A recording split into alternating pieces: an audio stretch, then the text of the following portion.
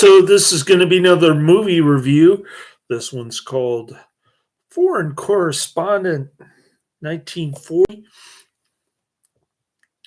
This is going to be another Alfred Hitchcock film.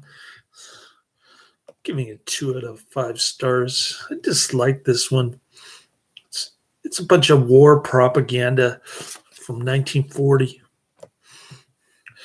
It's about what you'd expect from that year.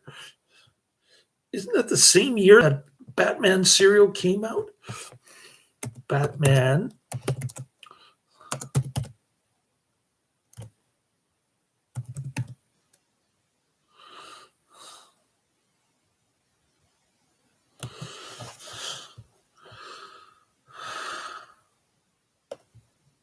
No, Batman came out in 43. I stand corrected. The only reason to watch this really is the mysterious Dr. Satan, also known as Edward Ciannelli. I think that's his name. Eduardo? Edward? It is Eduardo Ciannelli as Mr. Krug. They should have called him the mysterious Dr. Satan. We loved him in this serial, The Mysterious Dr. Satan. And when I saw him Foreign Correspondent, I thought, wow. Maybe this movie isn't so bad. Then I saw the ending and I almost barfed. All right. Foreign Correspondent is a 1940 U.S. black and white spy thriller film directed by Alfred Hitchcock. Now, keep in mind, I'm not saying I dislike Alfred Hitchcock.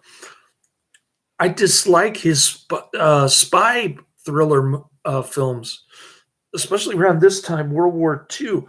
It tells the story of a U.S. reporter based in Britain who tries to expose enemy spies involved in a fictional continent-wide conspiracy in the prelude to World War II.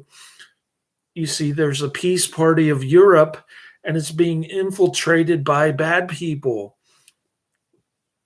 It stars Joel McCrea, and it features 19-year-old Lorraine Day, Herbert Marshall, George Sanders, Albert Basserman, and Robert Benchley, along with Edmund Gwenn.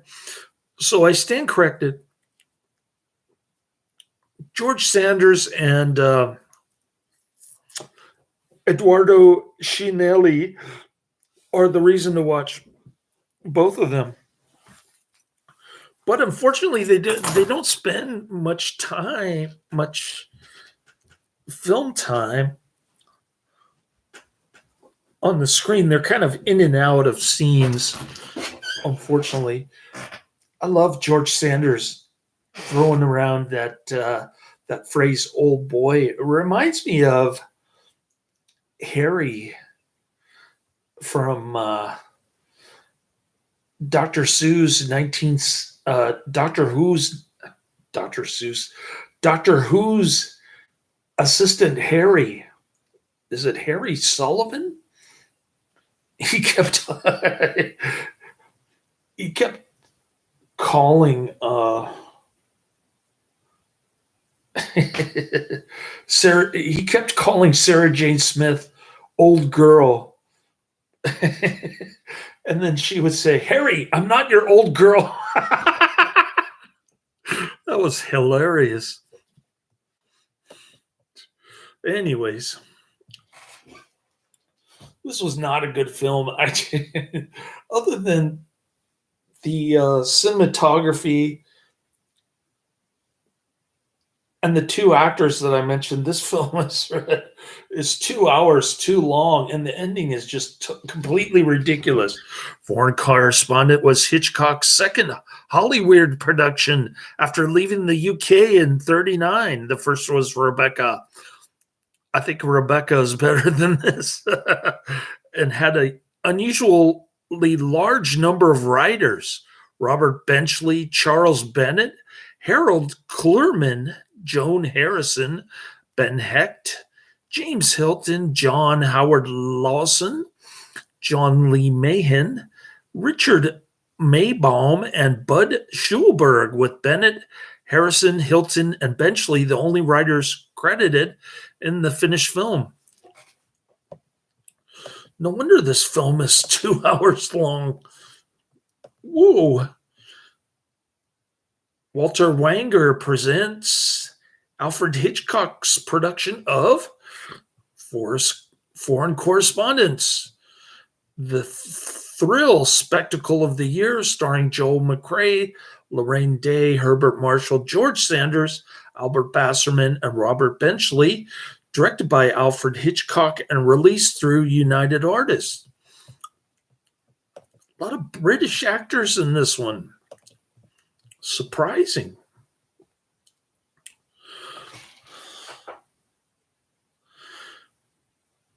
Foreign Correspondent was based on Vincent Sheehan's political memoir, Personal History, 1935, the rights to which were purchased by producer Walter Wanger for $10,000.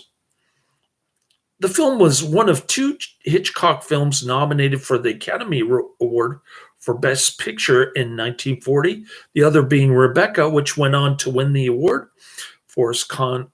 Foreign Correspondent was nominated for 6 Academy Awards, including one for Albert Basserman for Best Supporting Actor, but did not win any. I don't even know who Albert Basserman is.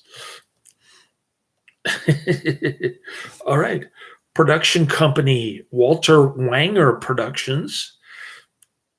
Distributed by United Artists. Release date August 16th, 1940 in the U.S. Running time, a very long, 120 minutes.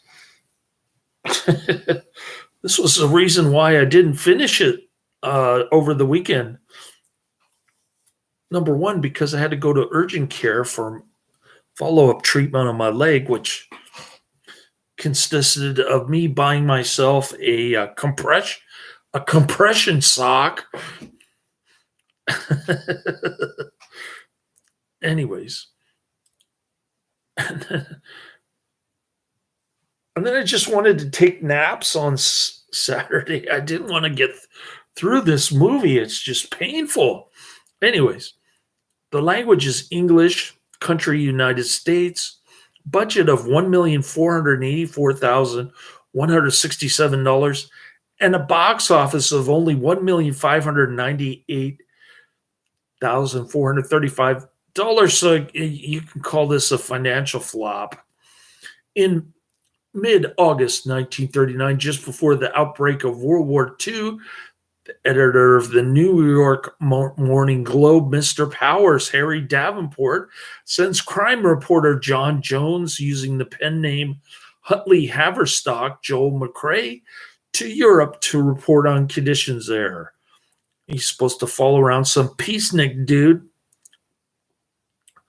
Jones' first assignment is to interview a Dutch diplomat named Van Meer, Albert Basserman, at a luncheon. Jones Haverstock shares a cab with Van Meer on the way to the luncheon. He peppers him with questions about the impending war, but Van Meer evades answering. Once at the event, Jones becomes smitten with Carol, played by Lorraine Day at age 19, who has some uncertain role at the meeting. He invites her to sit at his table, saying none of the reporters will listen to the speeches. A charming host, Stephen Fisher, Herbert Marshall, the leader of the Universal Peace Party, whatever that is, makes the announcement that their keynote speaker, Van Meer, has taken ill and he won't appear. In his stead, the host has his daughter Carol speak. Jones realizes he has inadvertently insulted the woman he now adores. It's not the first time either. It seems like the actors in this movie are a bunch of bumbling fools. And the airplanes scene at sea seems highly unlikely that they would survive a plane crash into, into the ocean like that. The trailer for Foreign Correspondent is on Wikipedia. It's 2 minutes 22 seconds long. Joel McCrea played John Jones, Foreign Correspondent. I have no idea who that is.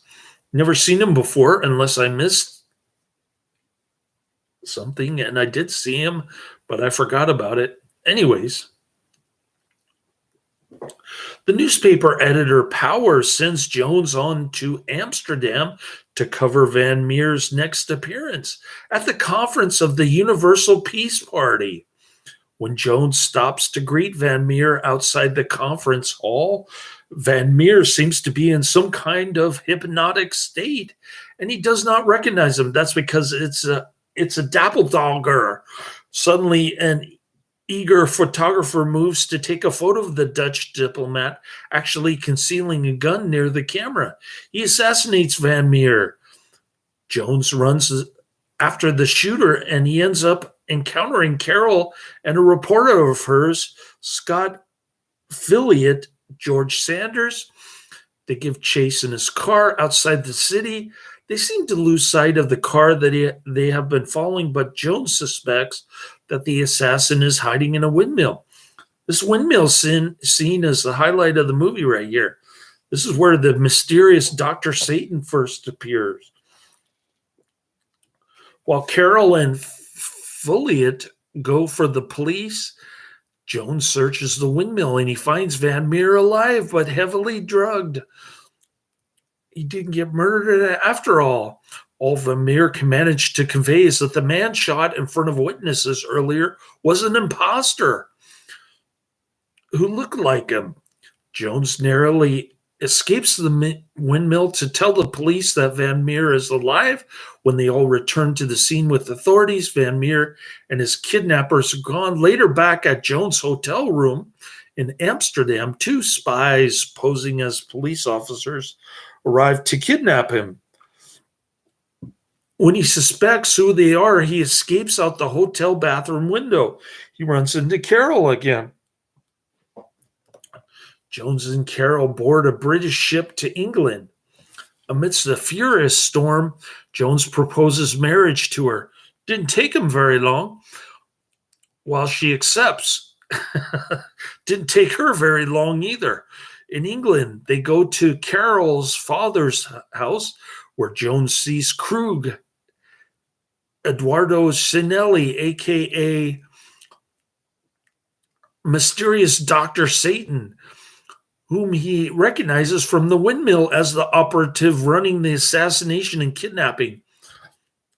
I really love Dr. Satan in these kind of bad guy roles. It's too bad that they didn't use him more in this film. And George Sanders kind of in and out of this thing too, which is a bummer.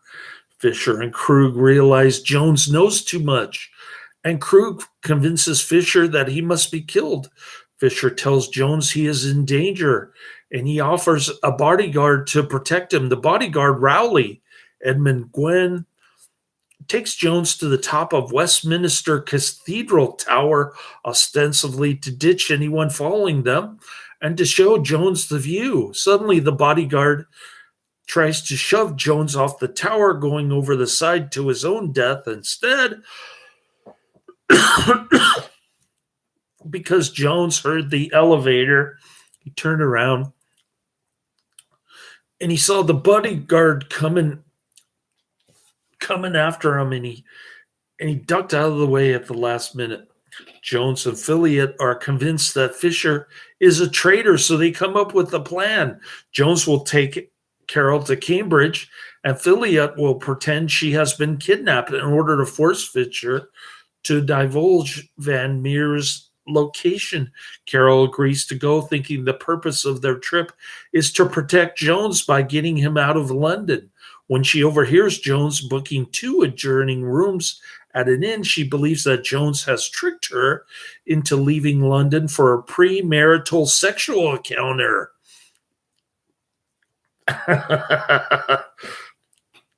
Why would he book two rooms if he was planning to have sex with her? just because just because he wants her to spend the night at a hotel in two separate rooms, he's going to go crawling over there on his knees begging for her to strip off her clothes. Anyways, George Sanders was played Philiot, and so Carol returns home alone and earlier than Philiot expected, foiling his attempt to extract Van Meer's location from her father. So Philiot is trying to blackmail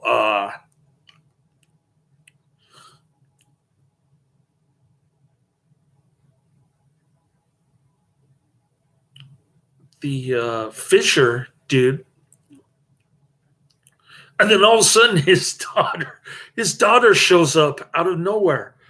That dirty man, he wanted to have sex with me. Philiot then trails Fisher to a closed hotel where Van Meer is being held prisoner. He is captured at gunpoint and brought into the room where the spy ring is holding a drugged Van Meer. Another great scene. Torturing him off camera, of course, with bright lights and loud jazz music. So the two highlights of this movie are the windmill scene and the torture scene, both of which George Sanders and Eduardo Ciannelli are in, not coincidentally. All right.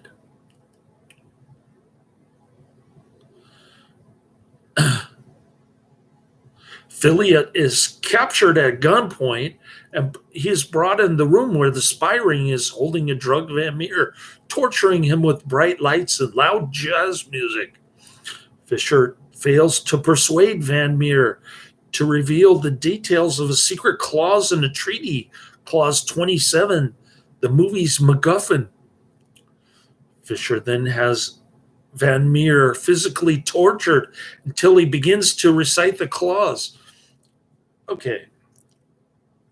Here we have the stupid Hollywood idea that you can actually torture somebody into telling the truth, which would be triggered if Germany goes to war. Philiot starts to fight Fisher's thugs to interrupt Van Meer, and then he escapes.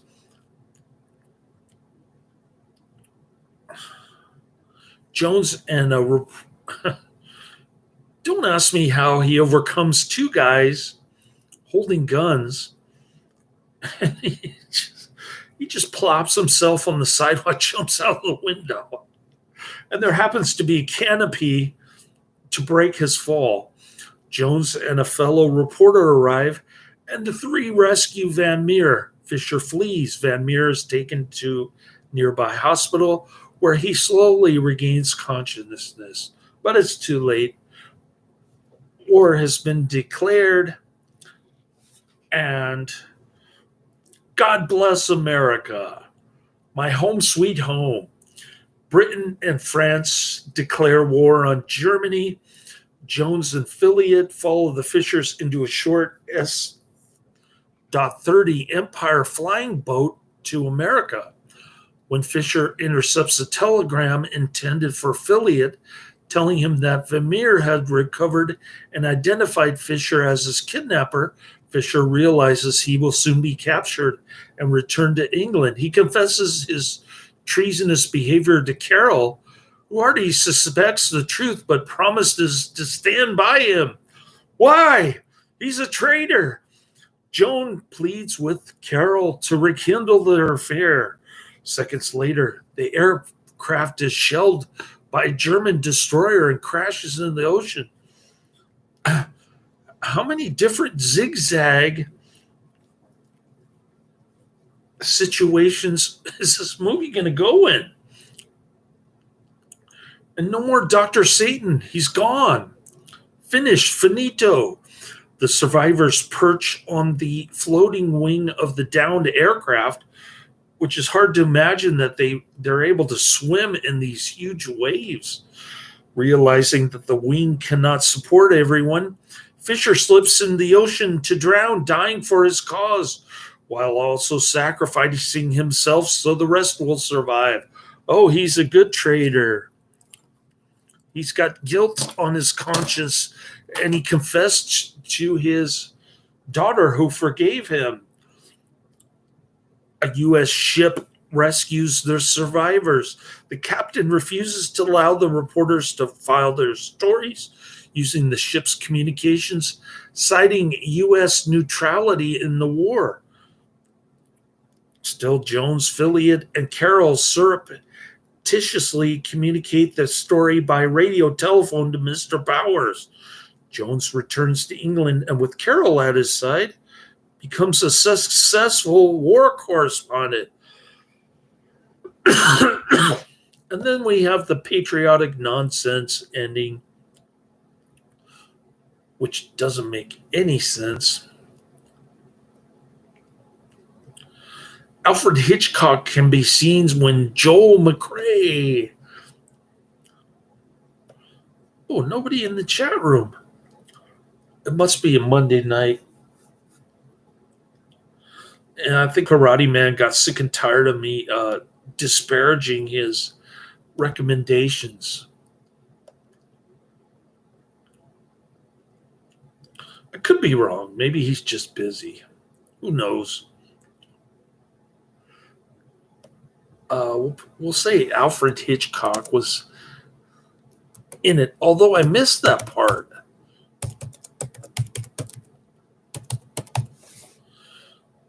This is right around the time when Hitch started making appearances in his own movies as sort of a gag.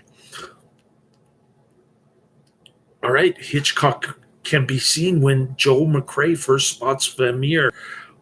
On the street in London, Hitchcock walks past reading a newspaper.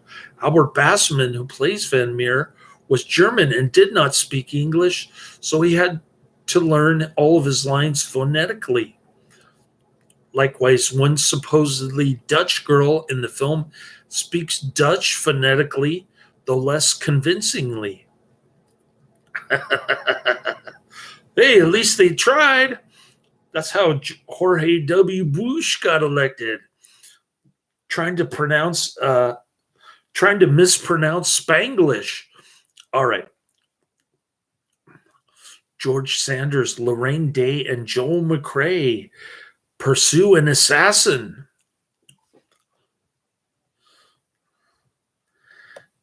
In George Sanders' car, this is the scene before the windmill, and it's on Wikipedia.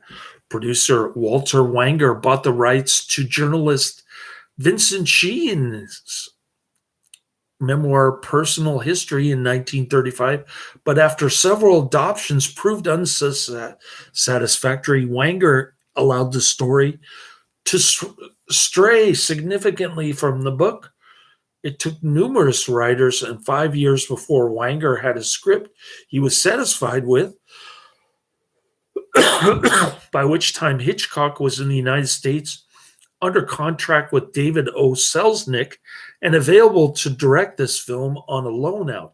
Hitchcock, who did not enjoy working under the usual close scrutiny of Selznick, originally wanted Gary Cooper and Joan Fontaine for the lead roles. But Cooper was not interested in doing a thriller at the time, and Selznick would not loan out Fontaine. Later, Cooper admitted to Hitchcock that he made a mistake in turning down the film. Working titles for the film, which began production on March 18, 1940, and initially finished on June 5th, were Personal History and Imposter. Shooting took place at Samuel Goldwyn's studio in West Hollywood and on location around Los Angeles and Long Beach. After the film wrapped, Hitchcock visited his native England, and he returned to Los Angeles on July 3rd to report that the Germans were expected to begin bombing London at any time. To accommodate this, Ben Heck was called to write in the epilogue of the film, the scene in the radio station, which replaced the original end sequence in which two of the characters discuss the events of the film on transatlantic seaplane trip. The new ending was filmed on July 5th, preciously foreshadowing the celebrated radio broadcast of Edward R. Murrow. They should have kept the old ending. Although many critics and film historians claim that neither Germany nor Hitler is named specifically in the film, both the man and the nation are indeed mentioned, including a scene where the name Germany is spelled out in the headline of a newspaper being hawked in the street. And while given his assignment, Joel McCrea suggests an interview with Hitler to get his views on the possibility of war. A fictional nation is mentioned numerous times, however, possibly indicating that it was briefly considered as a potential proxy aggressor European country rather than an actual Axis nation. There's a photo of the airplane crash, the unbelievable scene. All these people from a plane crash into the ocean managed to survive somehow by some miraculous act of God, I guess, which would be blasphemy almost. One of the sequences in the film that continues to have a strong effect on viewers is the William Cameron Menzies design mid-ocean crash of the flying boat after it was shot down by a German destroyer in 1972. In an interview with Dick Cavett, Hitchcock discussed some details of how the scene was created. Footage taken from a stunt aircraft diving in over the ocean was rear projected on rice paper in front of the cockpit set, while behind the rice paper were two chutes connected to large water tanks. The chutes were aimed at the windshield of the cockpit so that water would break through the rice paper at the right moment, simulating the crash of the aircraft into the ocean. However, during the crash sequence, studio lights can briefly be seen. Hitchcock's eccentric marriage proposal to his wife Alma was written for this film for the scene when Joan proposes to Carol. Hi, I barely know you, but I want to marry you. And oh, by the way, can we get 2 separate rooms in a hotel while I pretend to kidnap you? Foreign Correspondent opened on August 16, 1940 in the United States, on October 11th of that year in the United Kingdom. The film, which ends with London being bombed, opened in the U.S. at the dawn of the Battle of the Britain, just 3 days after the Luftwaffe began bombing British coastal airfields in the early Alder and Griff phase of the Battle of Britain, and a week before Germany began bombing London on August 24th. Foreign Correspondent did well at the box office, but its high cost meant it incurred a loss of $369,973, according to Kinematograph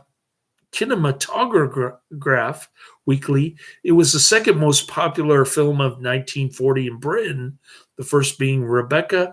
It earned £118,519 in the UK. It was generally praised by critics, although some saw it as a glorified B movie. It also attracted attention from at least one professional propagandist, Nazi propaganda minister Joseph Goebbels, who called Foreign Correspondent a masterpiece of propaganda, a first-class production which no doubt will make a certain impression upon the broad masses of the people in enemy countries. Yeah, no kidding. So the expert on propaganda, Joseph Goebbels, uh, should know better than anyone when he sees a war propaganda movie. On the review aggregator website, Rotten Tomatoes, Foreign Correspondent has an approval rating of a whopping 96% based on 45 reviews, with an average score of 8.1 out of 10. The site's critical consensus reads Alfred Hitchcock's Foreign Correspondent features a winning combination of international intrigue, comic relief, and some of the legendary director's most memorable set pieces. On Metacritic, which assigns a weighted average rating to viewers, the film has a score of another whopping 89 out of 100 based on 18 critic reviews, indicating universal acclaim. In his 2012 review, Saptareshi Ray of The Guardian wrote of Foreign Correspondent, a breathless yarn with the most serious of intents that soars well beyond mediocrity but just below genius, yet remains a film that should be included on the Master of Suspense's top table. I'm not going to include it there, but thanks for the offer.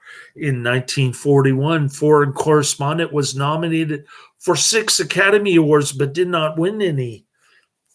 Albert Basserman, here as the Van Meer doppelganger, was nominated for Best Actor in a Supporting Role, even though he couldn't speak English. Academy Awards Best Picture nominee Walter Wanger. Best Supporting Actor Albert Basserman nominated. Best Original Screenplay Charles Bennett. Joan Harrison nominated. Best Cinematography Rudolph Maté nominated. Best Art Direction Alexander Gullitzson nominated. Best Special Visual Effects Paul Eagler and Thomas T. Mountain nominated. Best Picture from National Board of Review, it was nominated also. Foreign Correspondent was named one of the 10 best films of 1940 by Film Daily. Foreign Correspondent was adapted to a radio program, Academy Award Theater, on July 24th, 1946, with Joseph Cotten starring. Thankfully, I don't have to listen to those anymore because I don't have DVDs. Just streaming service now. Foreign Correspondent, 1940, 2 hours too long. Gets a whopping 7.4 out of 10 on IMDb. 25,000 ratings. On the eve of World War II, a young U.S. reporter tries to expose enemy agents in London. Nominated for 6 Oscars, 3 wins, and 6 nominations total. Not sure what that means. 3 wins of what?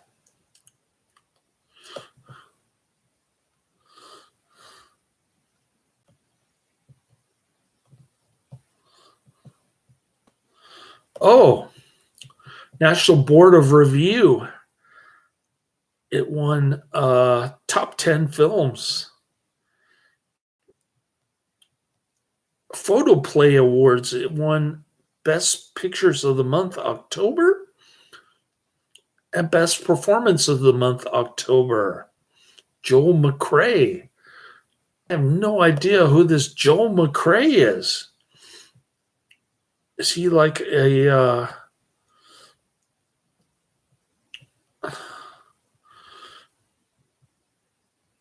television star for Westerns? I don't know. It looks like he's Marshall Dillon or something. I have no idea. It's been so long since I've paid any attention to Gunsmoke. Anyways, we've got more like this.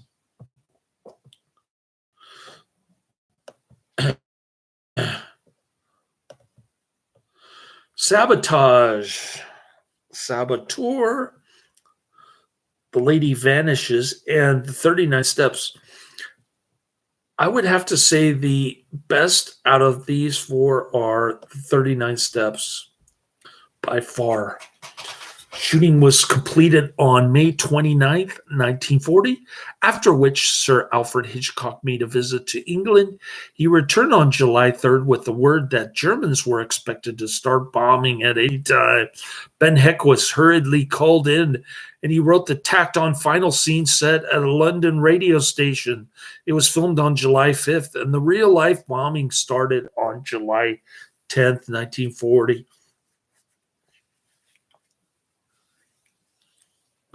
So here we have a movie that has a completely different script from the ending. It makes no sense. There's a lack of continuity there, in my opinion. As the purser on the ship tells John and Carol that he has no more cabins, the right side of his fake mustache can be seen sliding down. He surreptitiously pushes back it in place, but as they turn back for a second try and he continues speaking, the mustache slides down again. Here's some quotes from John Jones and Carol Fisher. John Jones, I'm in love with you and I want to marry you. Carol Fisher, I'm in love with you and I want to marry you. John Jones, that cuts down our love scene quite a bit, doesn't it? Opening credits prologue. To those intrepid ones who went across the seas to be the eyes and ears of the United States, to those forthright ones who early saw the clouds of war while many of us at home were seeing rainbows, to those clear-headed ones who now stand like recording angels among the dead and dying, to the foreign correspondents this motion picture is dedicated. You could have fooled me by the ending. Okay. Due to its political theme, no German distributor was willing to show the film until 1960. Then, after the huge success of Psycho 1960, Constantine Film released the film with a running time of circa 98 minutes. Approximately 22 minutes were cut, mainly Nazi sequences. ZDF Zweites Deutsches Fernsehen showed the film in 1995 with for the first time ever in Germany in a newly dubbed uncut version. This was edited into Histories du Cinema, like Control del Universe 1999. The stupid Godard movie that had no redeeming quality except for the Sato clips. All right, Rule Britannia is the soundtrack, 1740, uncredited. Music by Thomas Augustine Arne. Background music played as the ship pulls out of the harbor. All right, here's a more flattering review of Hitchcock spy thriller by The Void, dated September 5th, 2006. The Void gives it an 8 out of 10. I'm giving it 2 out of 10. And The Void calls his IMDb review early triumph for the great Alfred Hitchcock. It's always good when I discover a Hitchcock film that I haven't seen yet. Not many of those left. Yeah, I hear you on that one. But not always good in the case of free with ads on YouTube. And this was particularly good because it's actually one of the great director's better films. The film takes place shortly after before the release date, namely just before the start of World War II in 1939. Work began on the film shortly after Hitchcock released Rebecca, and this must have been something of a controversial picture at the time of release, as the war was at the time confined to Europe, and I guess all America got to hear about it was the reports of foreign correspondents, such as the one in this film. Despite being about the war, Foreign Correspondent is not a war film, but rather a story of espionage centered on the Second World War. We focus on Johnny Jones, a reporter sent to Europe to find a story about the events going on there. He takes the name Huntley Haverstock because it's more memorable, and soon he finds himself in the middle of the world of espionage, where he witnesses the murder of a famous diplomat, and he follows his shooter to a windmill outside Amsterdam. The film takes a while to get going. That's an understatement. 2 hours, and unfortunately peaks a little too early, as the film is at its best at around the middle section, when our hero is hot on the trail of the spies and he finds himself snooping around a windmill and climbing in through bathroom windows. Hitchcock seems keen to implement a sense of humor at this junction of the movie, whereas it gets a little too serious later on, when the sense of patriotism grips hold of the movie and spoils the fun. You can say that again. I've got to say that the film is slightly too long at almost 2 hours. Slightly too long? That's an understatement. And the overall movie would have been thrilling if Hitchcock had opted to trim a little bit. A little bit? How about by 30 minutes? I think I would have preferred to see the German censored version. That being said, the movie is always at least interesting, even at its worst moments, and Hitchcock builds the suspense well, which ensures that the audience is always interested in what's coming next. The acting is more than adequate, also, with Joel McCrea delivering a fair lead performance and receiving good backup from the likes of Lorraine Day, Herbert Marshall, and best of all, George Sanders, who steals every scene he's in. Yeah, no kidding. They should have used him more. On the whole, this isn't Hitchcock's best film, but it's a very good one and well worth seeing. All right. So there you have it. Two different perspectives on Foreign Correspondent. Now you decide. Is spy thriller your kind of thing? By all means, watch it. You probably enjoy it. I dislike Hitchcock's spy thriller. I think they're some of his worst movies, which is saying a lot, because even his worst movies are somewhat enjoyable. For instance, the windmill scene, or the what was the other scene I mentioned? The torture scene, the off-camera torture scene. And the thing about For Correspondent is that they don't show the torture, but the wincing of the woman who lets George Sanders in the door. She's she's uncomfortable watching this kind of thing. She's kind of going like this.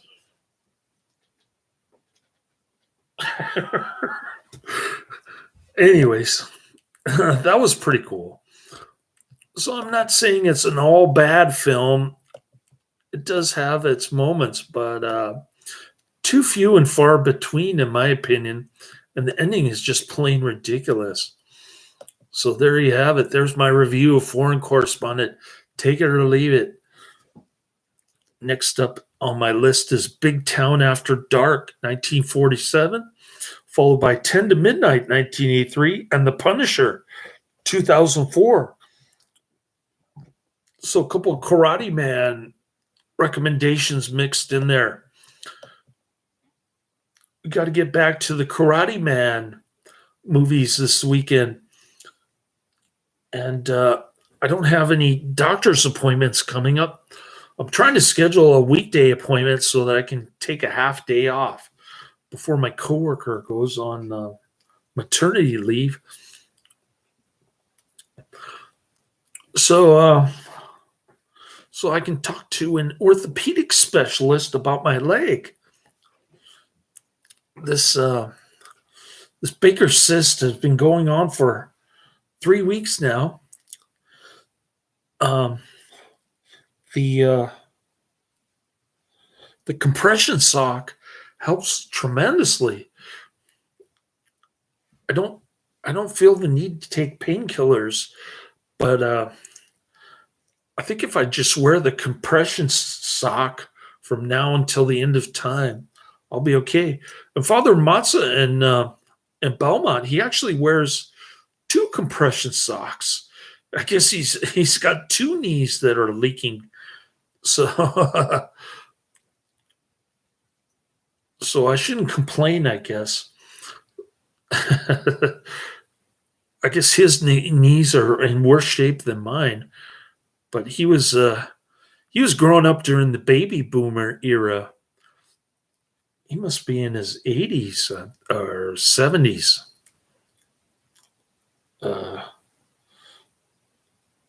Yeah, he must be in his 80s. Anyway, it was nice talking to Father Matzah. He likes to talk about my son, how he's a good altar server, and how he still ended up, Father Matzah ended up becoming a priest, even though he went to public school back in the 50s. He said his class size was 500 people. Wow. It's amazing. The baby boomer era of post-World War II. No wonder why he's so fond of World War II, because he grew up in the baby boomer era. He thinks this is the greatest generation of all time. Father Matzah.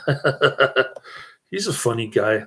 I like him, even though he's kind of, I don't know, promoting people into the military, because that's part of his job. He's still kind of fun to talk to sometimes, later.